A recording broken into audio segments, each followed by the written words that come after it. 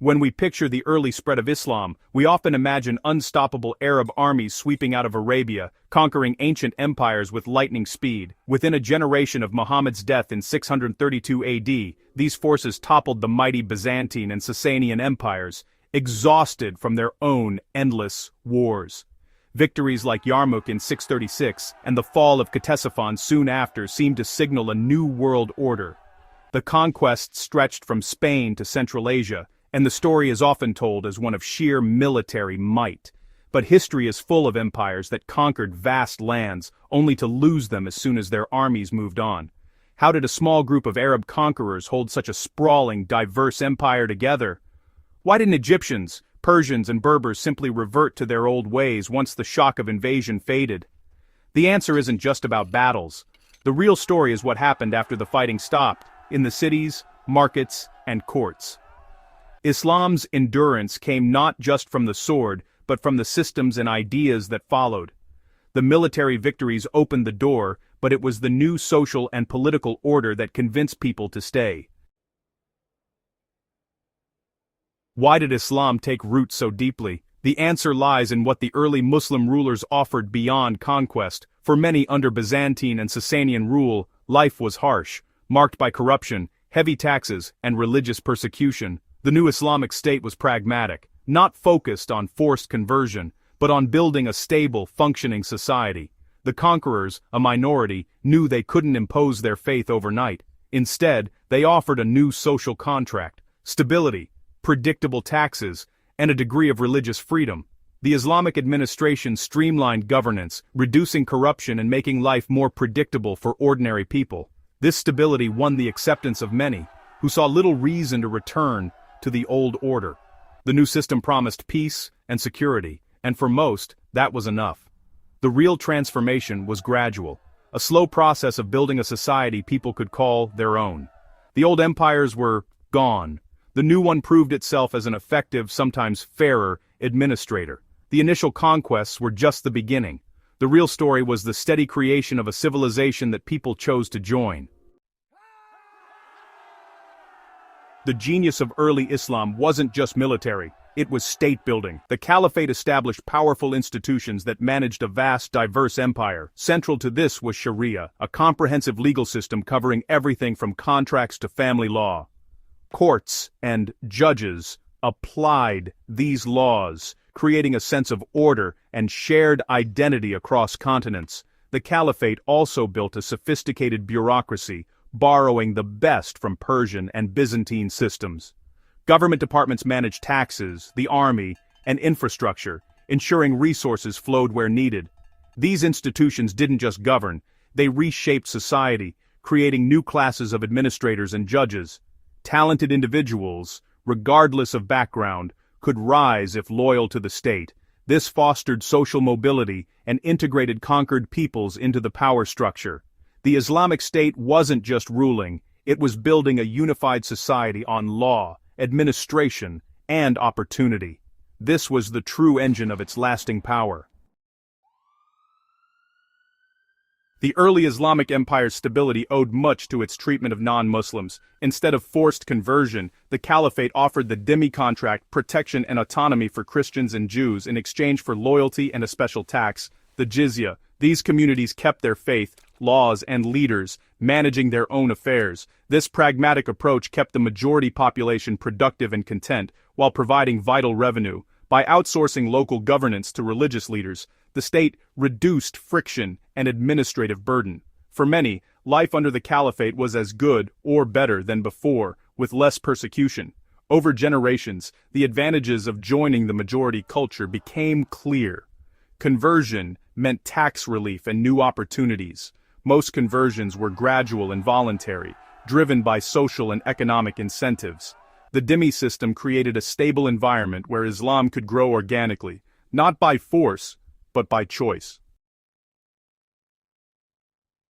The Caliphate's real empire was one of commerce and communication. Political unity created a vast free trade zone, linking Spain to India with common currency and language, Arabic. Standardized administration and taxes made trade predictable and safe. Sharia-based commercial law, and the Pax Islamica, allowed merchants to flourish, connecting distant regions in prosperity.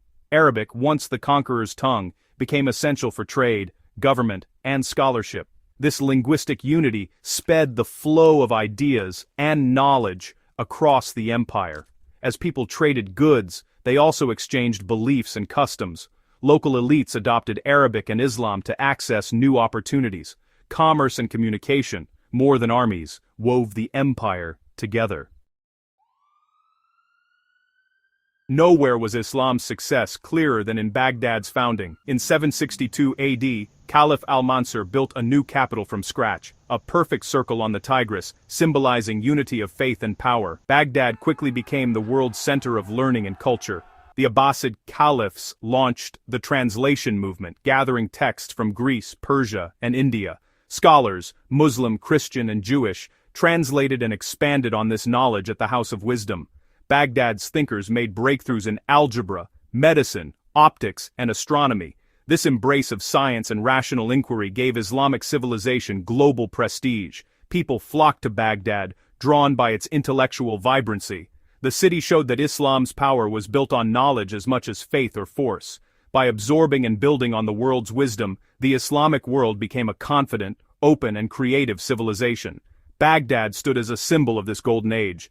Islam was not a closed system, but one that welcomed and transformed the best of human knowledge. The city's dynamism attracted people from across the world.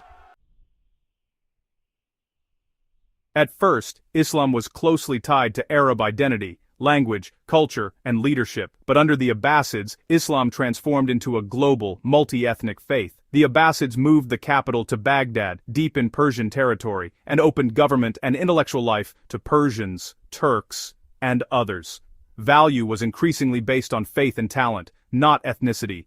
Trade played a key role. Muslim merchants, many non-Arab, spread Islam peacefully to East Africa, Southeast Asia, and China. In places like Indonesia, Islam arrived not by conquest, but through commerce and example. This adaptability was Islam's secret weapon. As new peoples converted, they enriched the faith with their own cultures and traditions. Islam became a vast, diverse civilization, united by core beliefs but expressed in many forms. This shift from Arab religion to global faith ensured Islam's dynamism and worldwide appeal. It became a religion that could belong to anyone, anywhere.